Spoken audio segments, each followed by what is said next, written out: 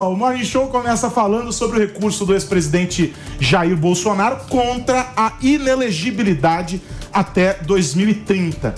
Nesta sexta, o TSE, o Tribunal Superior Eleitoral, começa a julgar o recurso que foi apresentado pela defesa do ex-presidente. E veja só, até este momento, 2 votos já estão o quê? Rejeitando esse recurso. As informações que a gente tem mostra que foram apresentados os chamados embargos de declaração. Qual a finalidade deles? É esclarecer eventuais contradições ou omissões na decisão do colegiado. O advogado de Jair Bolsonaro, no caso, Tarcísio Vieira de Carvalho, está defendendo que a reunião do ex-presidente com os embaixadores não tinha cunho eleitoral. Então só vou fazer aqui um remember para aqueles que nos acompanham. Foi aquela reunião em que ele convidou uma série de representantes de outros países lá no Palácio, ou seja, num prédio oficial, e fez uma série de manifestações. Houve ali uma fala do presidente, e aí isso entrou no pacote como se o presidente estivesse fazendo uma movimentação, tentando trazer agentes de outros países para promover algum tipo de influência sobre o processo eleitoral. Daí eu pergunto a vocês, e eu vou começar com o Felipe. 2 votos já estão dando conta de que ele não vai conseguir rever a decisão, que é pela inelegibilidade. E aí? Vai ter como reverter isso ainda ou não? No TSE já era esperado que o Bolsonaro possivelmente, ou melhor, a probabilidade dele reverter a decisão do TSE era muito difícil, né? Então, eu acho que a estratégia do Bolsonaro, na verdade, é ganhar tempo, né? O tempo ajuda o Bolsonaro, porque o Bolsonaro ainda tem recurso no STF, e o STF, apesar de ser difícil também o STF reverter a decisão dele, né? O andamento do processo em relação ao Bolsonaro, né? Mas a gente sabe que o tempo, né, pode mudar muita coisa, né? Então, eu acho que a estratégia do Bolsonaro é ganhar tempo, conseguir prorrogar essa decisão do TSE. Deve ter outro recurso contra essa decisão do TSE, que deve rejeitar os embargos de declaração interposto pela defesa, não é? Então, a ideia do Bolsonaro é ganhar tempo. Essa é a estratégia dele, porque no mérito é impossível, é improvável que o TSE modifique a decisão. E para você, Koba? Eu concordo. Os embargos... Só fazer o registro, que é o primeiro encontro entre nós...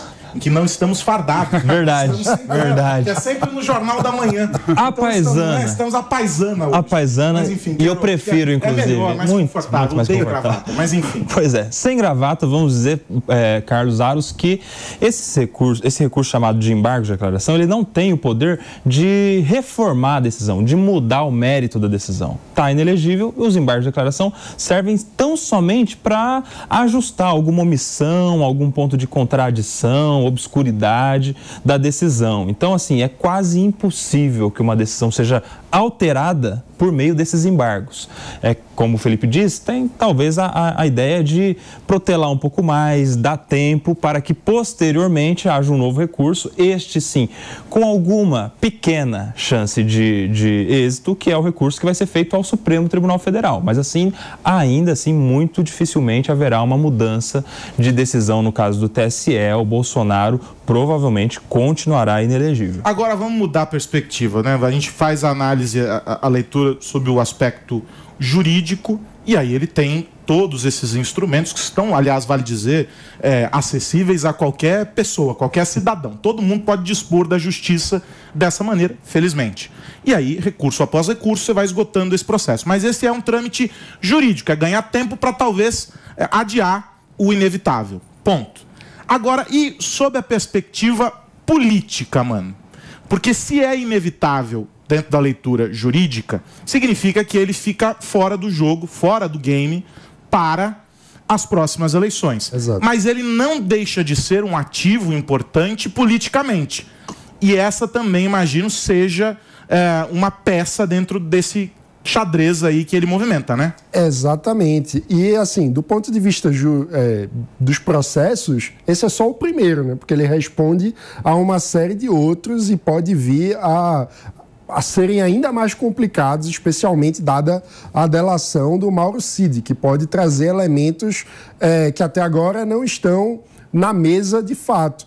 Então, do ponto de vista político, muito provavelmente ele vai ficar como uma carta fora do baralho das opções eleitorais. O que é que significa, então? Que ele tem 2 espaços de atuação. Um seria o bastidor, onde Bolsonaro nunca foi um craque da bola, digamos assim. Ele nunca se notabilizou por articulações políticas. Ao longo de sua carreira no Congresso, ele não foi relator de grandes projetos, não presidiu comissões importantes. E o outro fator é o fator de ser cabo eleitoral. E essa é a grande aposta. Inclusive, a aposta do Valdemar Costa Neto, presidente do PL, para as eleições municipais do ano que vem. A grande aposta do Valdemar é usar o Bolsonaro de garoto propaganda e cabo eleitoral para eleger o máximo possível de prefeitos que, por sua vez, vão servir de base para a estratégia da campanha de deputados federais, que, no fim, é o que mais importa para donos de partido, porque é o que define o valor do fundo eleitoral, do fundo partidário e também o poder de negociação com o próprio governo eleito. Agora, vai ter muita gente querendo sair na foto com ele no Santinho, Felipe? Eu acho que sim, né? O Bolsonaro, gostando ou não do Bolsonaro, é uma força política, não é? 50 milhões de brasileiros votaram no Bolsonaro. A pesquisa recente do Datafolha mostra que 25% da população, 1/4, né, se autodeclara bolsonarista. Então, o Bolsonaro é uma força política importante, né? Então, com certeza, terão vários políticos tirando foto com o Bolsonaro e o Bolsonaro terá uma influência importante nas eleições municipais do próximo ano e, se for inelegível de fato, terá influência nas eleições para o Congresso Nacional daqui a 3 anos. E aí, veja